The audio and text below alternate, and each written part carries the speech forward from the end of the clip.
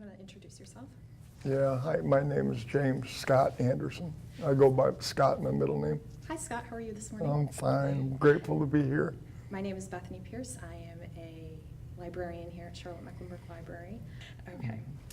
Who has been the most important person in your life? And can you tell me about him or her? My grandmother on my dad's mom was definitely the light of my life. And one reason why is because I was her 45th birthday present. I was born right on her birthday. So we just had this all through my growing up years. My grandma was, she was my favorite person. I was very close to my grandmother, too. So. Yeah, grandmas are awesome. They are the best. It was a hard day. When my grandma passed away, and I still think of her, darn near every day. Super awesome lady.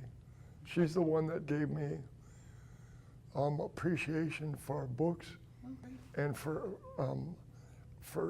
drawing. She'd always, you're a 9, 10-year-old kid, you're bouncing off the walls. So Grandma would always tell me, Scotty, go out on the front porch and draw me something nice. What would you draw for her? Oh, mostly she just, 9, 10 years old, you're still in that color crayon stage, Oh, yeah. and, so she'd get a coloring book out. But at 10 to 12-ish, I started to draw my own things that I would just see, like my grandma's car. Oh. I remember sitting out in the backyard, and we had alleys. And so grandma's the garage and the garage and the car. There was like a slot for a car beside the garage. You didn't always park in the garage. Right. So I remember taking a lawn chair and just trying to draw grandma's car, and she loved it. So, Do you still draw? yeah, almost daily. I'm really into creating greeting cards now. Oh, wow. Yeah, I make some pretty nice. That's amazing. Yeah, I'll use colored pens Okay. and colored pencils. So I letter them up real fancy. I shadow the words. So I made one for a girl that works uptown it's called The Cut. She is a salon stylist. Oh, right, okay. Very high end. It's next to kind of by Hooters. Okay. Really fancy place. And I've become friends with one of the stylists, and she's an awesome young lady. And so I made her a card, and she just blew her away. She was like crying. That's so great. You'll have Yeah. to bring some in. I want to see. Okay. Yeah, it's getting on holidays again, so I have good luck selling them right on the streets. Yeah. No kidding. Yeah, I can make a real nice, and I can make them personal too. Yeah. If I'm standing there, trying to sell one, and they see it, and I'll talk to them, and I could make you one similar, but I could make it personal, like to somebody. The Write Like You Mean It group has been so, it's helped me to develop as a poet. I love poetry. I rarely write a story, and we all have our genre, but I really enjoy the poetry. And Pam and Serby really encouraged me to stay with that. You can find me most any day in the immediate uptown area, sitting on a bench writing what I see, So I really dig it. I really do. That's fantastic. I feel so blessed to have, a little bit of ability. I mean, Oh, yeah, talent like I that. can't boast or anything, but God, I've never had anything published, but I haven't pursued that avenue either. So, but like I say, this holidays I'll be real busy with making some pretty pretty awesome greeting cards. That's fantastic. Yeah, Halloween, Thanksgiving, Christmas, New Year's, I'll be busy. I had no idea. Yeah. What was the happiest moment of your life? Oh, wow.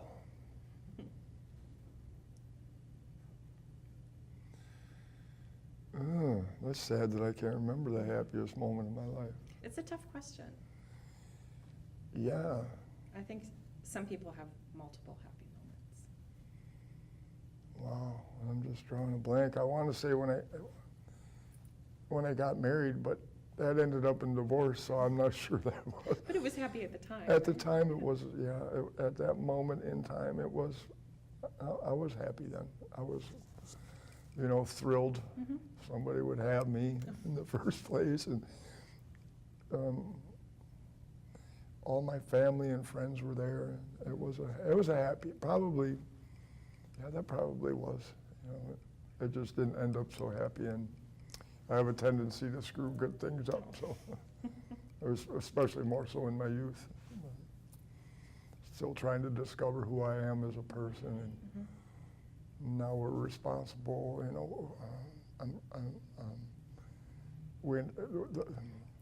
It was a shotgun wedding because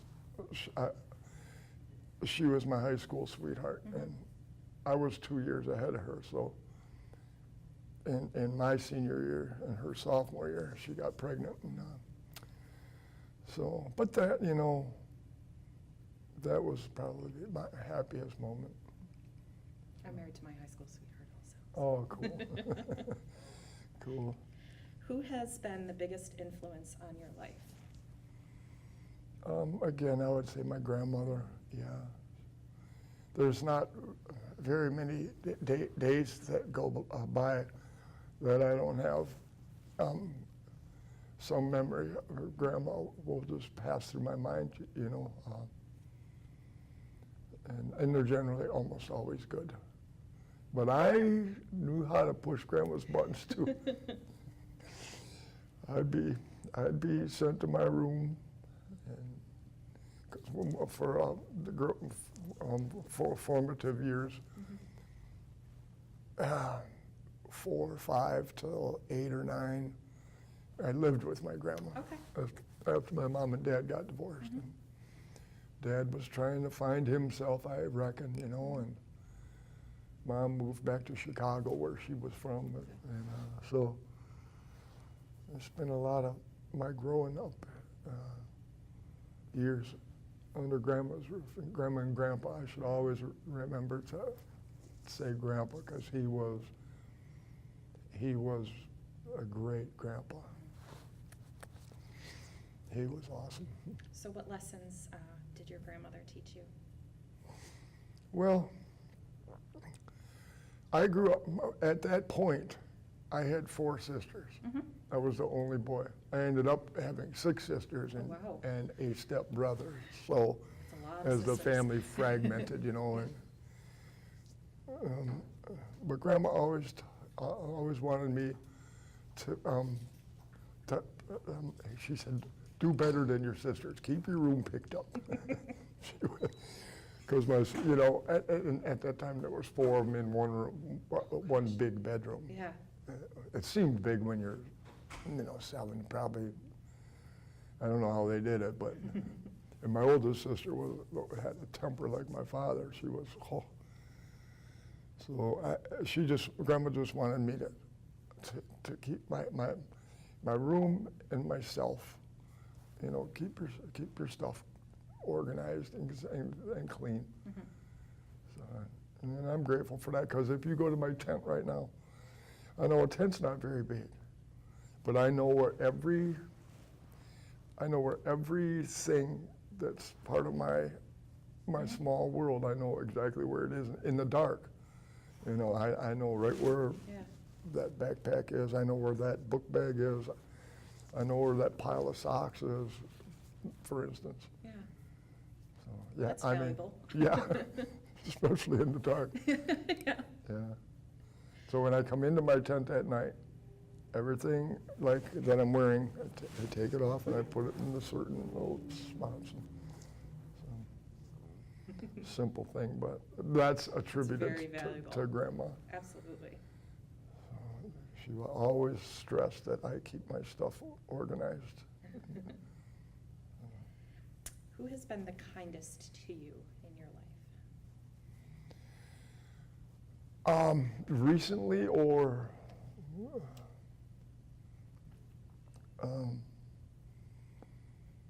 I would say recently, my pastor Ann at First United Methodist Church, she is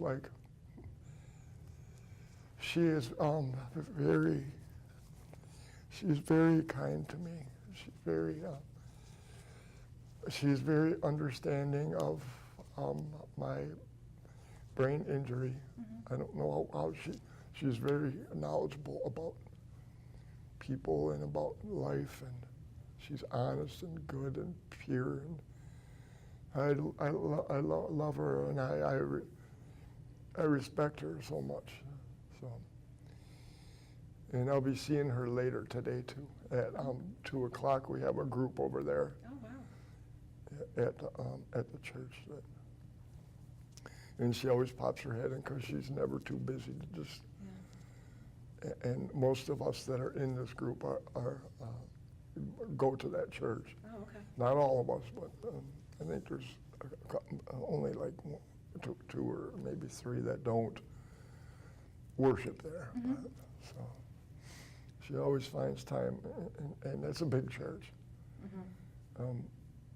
I can't imagine the work she has to do on a day-to-day basis. Can't even imagine. But I'm grateful for her, and she's a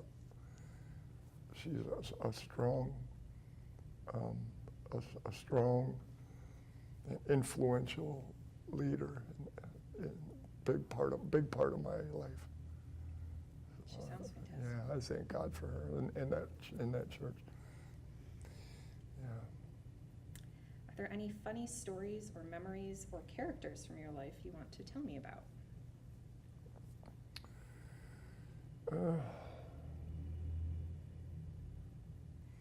Well, my grandpa was a funny character. How so? My Grandpa Anderson. Well, he was a carpenter, and he was the one that they would call if there was a problem, like something weird in a new construction or remodeling, just something that other people weren't be able to wrap their heads around. Grandpa'd move right in there, and he'd take care of business. But Grandpa Anderson, my dad's dad, my grandpa, he would like to stop at the same bar at the same time every workday. Sounds like my kind of guy. Yeah, like the old TV show Cheers. Cheers, yeah. Everybody knew Grandpa Hank. Everybody loved Grandpa Hank. He'd go in and have a couple tap beers and a couple shots, but he'd always be home at 6 o'clock for supper. You know, just so.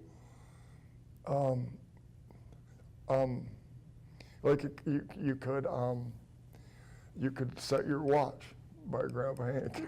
He always got those beers in, though. I've been told that by people in the bars. Well, a couple minutes, Hank ought to be here, and sure enough, her door swing open. There'd come Grandpa. So, and it was cool because as I grew older, like say 9 or 10 again, I'm living with Grandma and Grandpa, and I'd go in there, say it's a hot summer day, school's out. I was at the swimming pool all day, and I look, it's about 3 o'clock, so I'm gonna leave the swimming pool, and I'm gonna walk about 6 blocks, and I'm gonna wait out the back door. Grandpa always parked in the alley and went in the back door.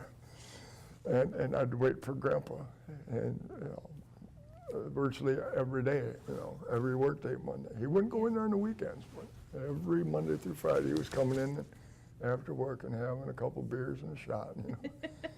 So, but he'd let me play he would always buy me a Pepsi, and then he would let me play shuffleboard.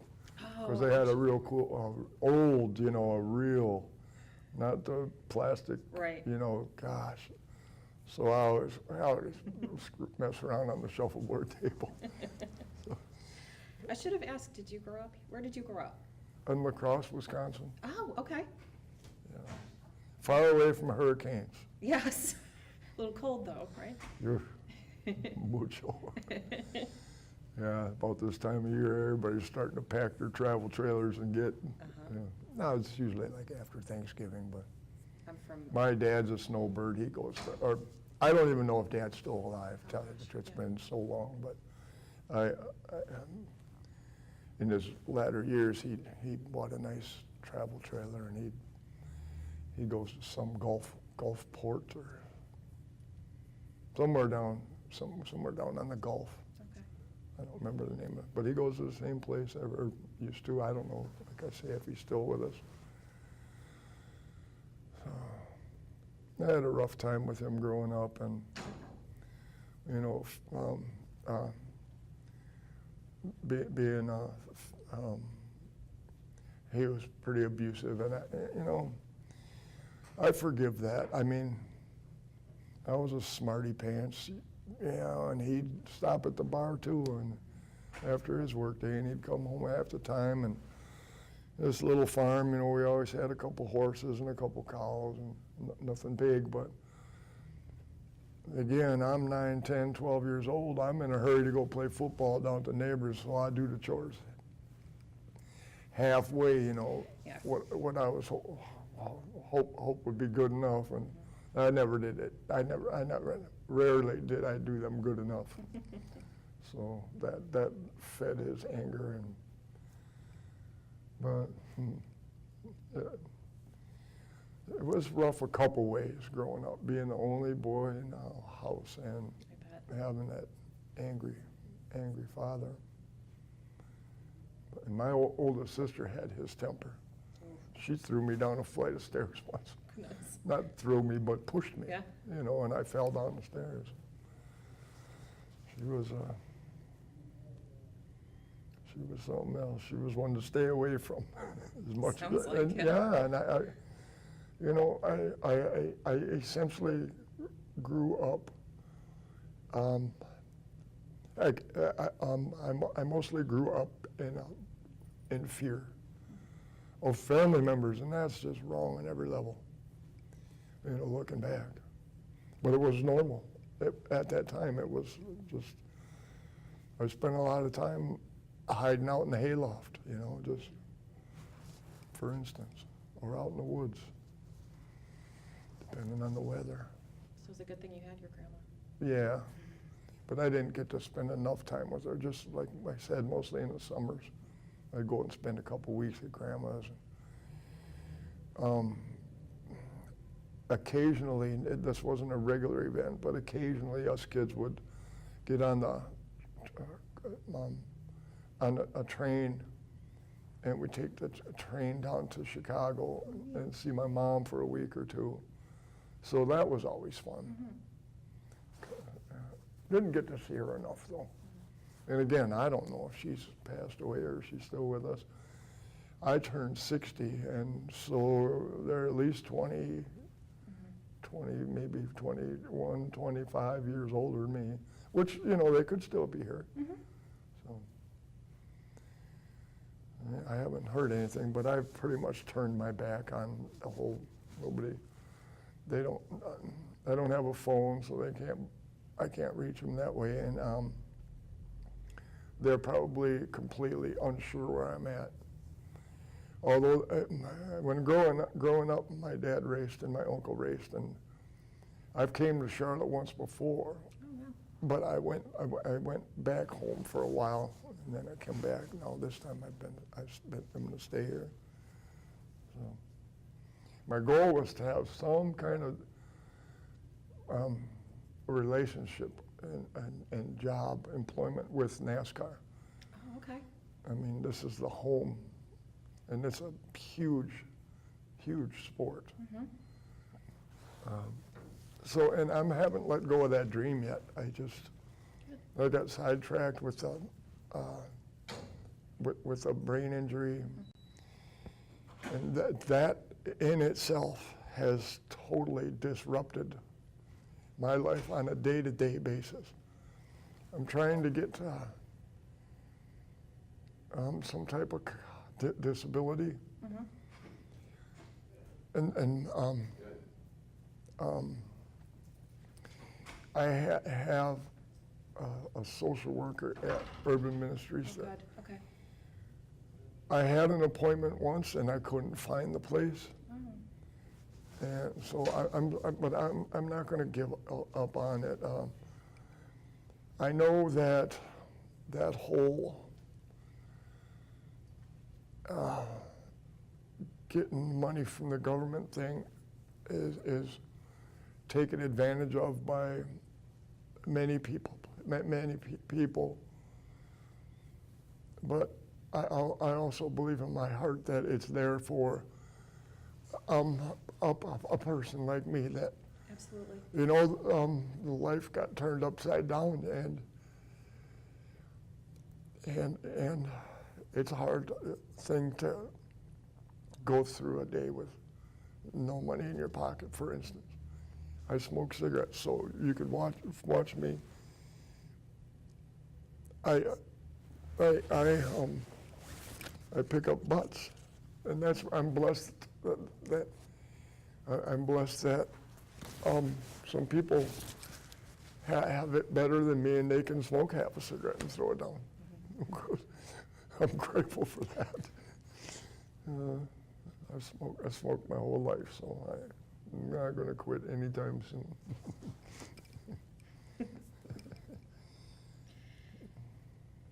Can you think of one book that has inspired you or changed your life? You know, it's the library. We have to ask a book question. I don't know about changing my life, but my life, I really enjoy the book Lonesome Dove by Larry McMurtry. And it was very popular back in the 90s, and they made a mini series on television about it. And I think I was born in the wrong time. I should have been born in the 1858 instead of 1958. Oh, yeah. Because I would have been a good cowboy. Had a horse and everything? Oh, yeah. I don't know, but I'm growing up on the farm with a couple horses, and we always had motorcycles too. And in biker jargon, sometimes that motorcycle is called an iron horse. So I grew up always having fun stuff, toys. Dad always, the good part of Dad. You know, I had a go-kart and I had a little motorcycle. Wow. Yeah. So as I grew older, I eventually had a real nice Harley Davidson for quite a period of time. So I kind of got caught up in that world for some years. I've had an interesting life. Yeah, it sounds like. Yeah. So you like to go fast, it sounds like. NASCAR, motorcycles. Yeah. Yeah, I just grew up with that, man. My dad and my uncle, the Anderson boys, they were tough to beat on the racetrack, you know, and I'm at this young, impressionable age. And after the races were over, people would all gather up, it's called on the hill, the top of the grandstand area, where all the concessions are, Okay. the beer tent, and they always paid. You know, the stock car drivers got paid according to how well they did. They made more, you know. And it was no great amount of money, but it was enough where, you know, if they needed a couple new tires for next week, they could, you know, it wasn't making a living money like NASCAR is. Right, oh yeah. You know, it was just,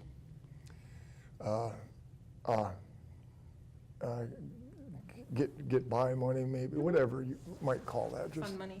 Yeah, you know. you might need a couple new parts or something for your race car, and that was just maybe, hopefully enough.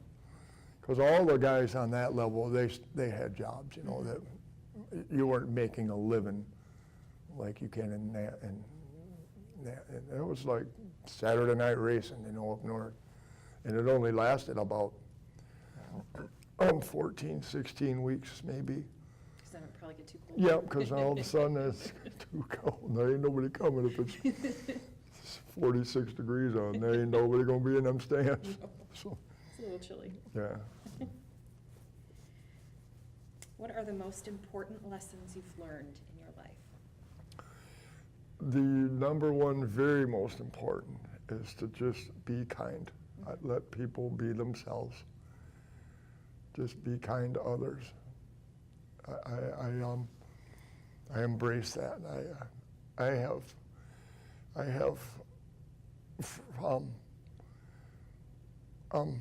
I'm a hugger, and there's Pam in Serby. I have, my little route during the day, the places I go. I'll get a hug from Pam in Serby, for instance, when I go in.